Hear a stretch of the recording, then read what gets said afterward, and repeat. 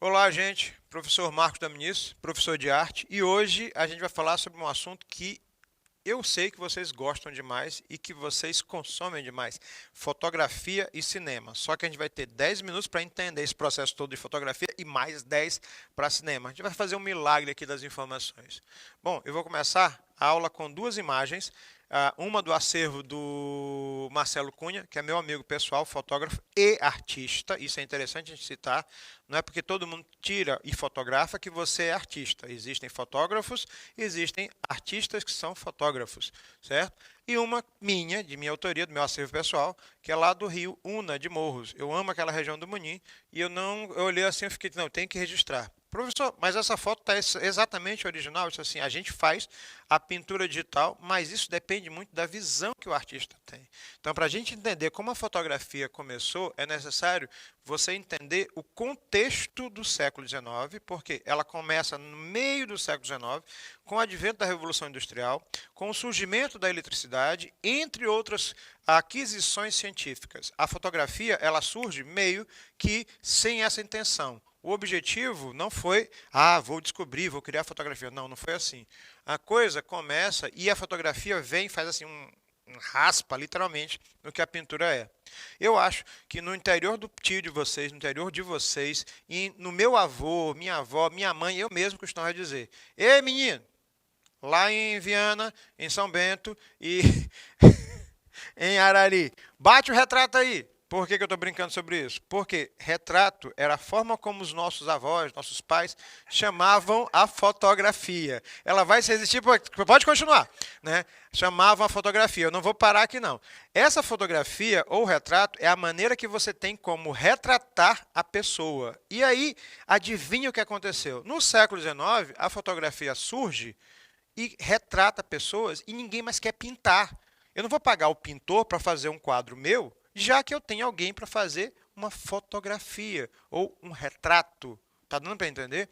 Esse retratar era bem mais caro, porque a fotografia era bem complicada, bem difícil, e só gente muito rica, com um poder econômico muito grande, e a pintura também não era barata. Resultado, naquela época os pintores levaram a maior rasteira do mundo, tiveram que se modificar, se adaptar àquela situação. Eu vou fazer uma rápida prévia de como a fotografia evoluiu da câmara escura, que vem desde a Grécia Antiga, já é retratada desse período, e a primeira fotografia da humanidade. Nicéforo Niepce. Ele fez a fotografia sem ter esta noção de fotografia e o objetivo não era esse, já se haviam estudos preliminares. Essa aqui é a imagem da janela dele e aí ele faz essa imagem numa placa de metal, né, através de processos químicos. O objetivo era outro. O resultado disso, a fotografia evolui e a primeira máquina fotográfica que começa a trabalhar isso foi feita por Louis-Jacques Daguerre e criou um aparelho chamado daguerreótipo.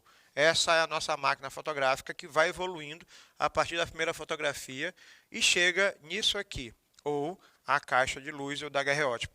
Né? Professor, dá para a gente fazer uma máquina fotográfica artesanal? Dá. Você pegar uma lata de leite com tampa metálica, né? Busca na internet, você consegue tudo, dá para fazer. Só que existe uma série de procedimentos que são iguais aos que aconteciam no século XIX.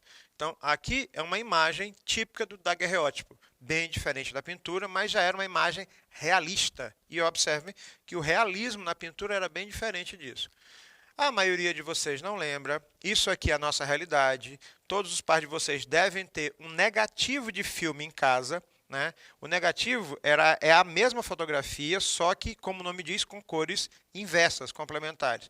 E aí você levava esse filme na máquina que você tirava a foto com um filme fotográfico, isso já nos anos 40, 50, 60 e para cá, e aí ninguém sabia como ia ficar a fotografia. Né? O filme podia te dar 16 fotos, 12 fotos, 24. Tu rezava, meu amigo. Saber o que ia acontecer com a foto era um canal assim é bem diferente do que é hoje. Que você coloca o celular, você já sabe exatamente como vai ficar.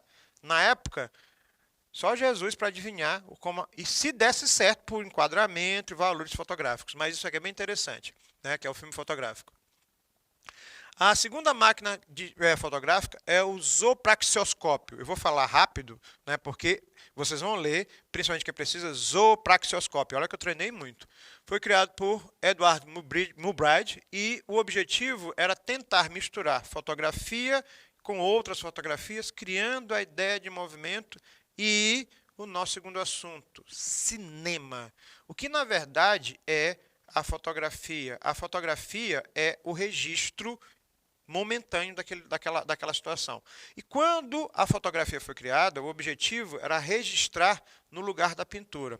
Aí, um cientista que estava estudando movimento de cavalos, olha só que loucura, que tem nada a ver com a fotografia, ele começa a tirar várias fotografias do movimento desse animal e quando ele coloca elas juntas e passa as fotografias ao mesmo tempo, dá a impressão de que o cavalo estava se movimentando. Cria aí o princípio do cinema. Por causa disso, é que no cinema existe um diretor de fotografia ou a fotografia para você entender como é que funciona. Então, quando você assiste filmes do Charlie Chaplin, na verdade, são várias fotografias que, quando estão juntas e são colocadas corridas, elas dão a impressão de que o movimento está acontecendo. Por isso que o movimento parece meio quebrado. O primeiro equipamento que já dava essa ideia de cinema, fotografia e movimento, era o cinetoscópio, que é justamente um processo individual. Ruim disso, era uma pessoa por vez. Você olhava o filminho passando dentro dessa máquina. Quem criou? Um cara pouco conhecido chamado Thomas Edison, e que veio a investir nisso depois disto aqui. Ó. A Susan Sontag é uma fotógrafa, uma artista, contemporânea, e ela fala sobre a relação atual da fotografia com o ser humano. A fotografia mais recente transformou-se num divertimento tão praticado como o sexo e a dança, o que significa que, como todas as formas de arte de massa, a fotografia não é praticada pela maioria das pessoas como arte. Isso é um problema muito grande. É sobretudo, ou talvez não, é sobretudo um rito social, uma defesa contra a ansiedade e um instrumento de poder. Professor, fotografia é arte? Não. Uma fotografia pode ser arte? Sim. Fotógrafo é artista? Não. Um fotógrafo pode fazer arte? Pode. Isso é um conceito muito de levar em consideração uma série de fatores que a gente não vai discutir agora. Mas como ela diz, é arte de massa, onde todo mundo usa, todos vocês têm redes sociais. Não sei se algum de vocês sabe, mas uma rede social em particular foi criada especificamente só para colocar fotografias. E ela migrou para vídeos, áudios e assim por diante. E todas elas trabalham no mesmo conceito. Mas hoje, no mundo, a fotografia é tão popular que você não vive sem ela. A fotografia ela é capaz de apresentar estados emocionais e, mais ainda, registrar momentos. Por exemplo, essa fotografia é de 1922, da maioria dos integrantes da Semana de Arte Moderna. Lamentavelmente, nessa foto masculina, não está a Anita Malfatti, que fez parte da equipe. Ela foi tirar foto quando a Tarsila veio para o Brasil. A Susan Sontag ainda diz o seguinte: a necessidade de comprovar a realidade e de engrandecer a experiência através das fotografias é uma forma de consumo estético a que todos nós nos entregamos. Na prática, a gente precisa de imagem. As pessoas vão para todos os lugares, estão fotografando o que estão fazendo e colocando em redes sociais. Você ganha um filho, você perde alguém, você tem um momento alegre, tu precisa fotografar para registrar aquilo. Sugestão para vocês: peguem as fotografias de vocês dos acervos pessoais, das nuvens, e imprimam essas fotografias e façam acervo antes que vocês percam as fotografias. Por quê? Porque elas vão contar a tua própria história. As sociedades industriais transformam seus cidadãos em viciados em imagem. Nós não somos viciados em imagem, claro que somos. Tratando-se da mais irresistível forma de poluição mental. A fotografia é boa? Sim. Ela tem um momento ruim? Sim. A primeira selfie em grupo da história da humanidade. Joseph Byron e alguns amigos fizeram com a caixa preta, a caixa escura, a fotografia. A fotografia da missa da Princesa Isabel depois da Lei Áurea, mais ou menos 20 mil pessoas. O professor nem sabia que isso existia. Pesquisem. A fotografia de um artista chamado Vincent van Gogh e o autorretrato dele pintado. Os dois já existiam simultaneamente. A primeira forma de caixa em movimento, com fotografia em movimento, que vai criar o conceito do cinema, a Lanterna Mágica, que era uma apresentação bem simples, você consegue fazer isso em casa, com caixa de sapatos, certo? Isso lá para o século XVII.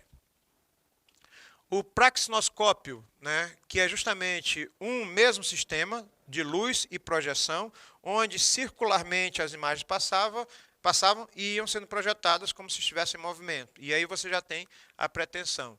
E a primeira câmera, literalmente, que gravava imagens mais rápido que uma fotografia, o cinetoscópio, que são dos criadores, atenção a isso, Auguste e Louis Lumière.